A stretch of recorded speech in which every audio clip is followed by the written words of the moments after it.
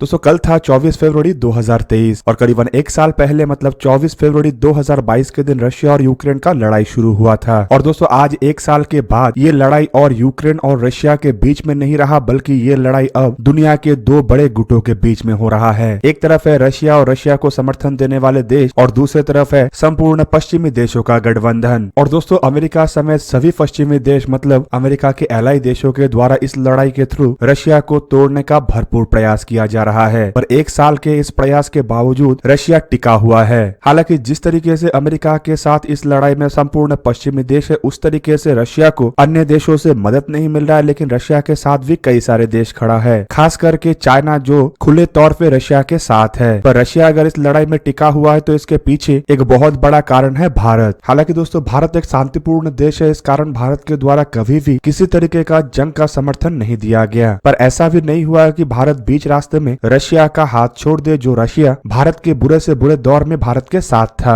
अपने गुट निरपेक्षता को दिखाते हुए इस लड़ाई के दरमियान प्रधानमंत्री नरेंद्र मोदी और विदेश मंत्री श्री एस जयशंकर के जो कूटनीति है वो भी काम आया। और दोस्तों इस कूटनीति के कारण एक तरफ जहाँ पे रूस को भी बचाए रखा गया और दूसरी तरफ वेस्टर्न देश भी नाराज नहीं हुआ। और दोस्तों देखना है तो इससे ही आप लोगों को अंदाजा लग गया होगा कि चाइना के द्वारा रशिया का समर्थन करने के कारण सभी पश्चिमी देशों के द्वारा चाइना को कोसा तो जा रहा है, लेकिन भारत रशिया के साथ है और भारत और रशिया के रिश्ते को लेके एक भी पश्चिमी देश की तरफ से कुछ भी नहीं कहा गया। और इसका कारण है भारत के ये कूटनीति। दोस्तों बीते एक साल में भारत की तरफ से कई बार रशिया का साथ दिया गया और वेस्टर्न देशों को साफ कर दिया गया कि भारत रशिया के साथ दगाबाजी नहीं करेगा। और लड़ाई का एक साल पूरा होने के बाद फिर से उसी तरीके से भारत की तरफ से रशिया का साथ निभाया गया। दोस्तों लड़ाई का एक साल होते ही अचानक से यूनाइटेड नेशन सिक्योरिटी काउंसिल में यूक्रेन के अंदर शांति लाने के लिए एक शांति प्रस्ताव को उठाया गया था। हालांकि दोस्तों ये एक शांति प्रस्ताव था, लेकिन ये संपूर्ण रूप से रशिया विरोधी प्रस्ताव था। ये अगर पास हो जाता तो रशिया को काफी अधिक नुकसान होता और यहीं पे ही भारत के द्वारा रशिया का साथ निभाया गया और एक तरीके से वेस्टर्न देशों को ये साफ कर दिया गया कि भारत रशिया के साथ दगाबाजी नहीं करेगा।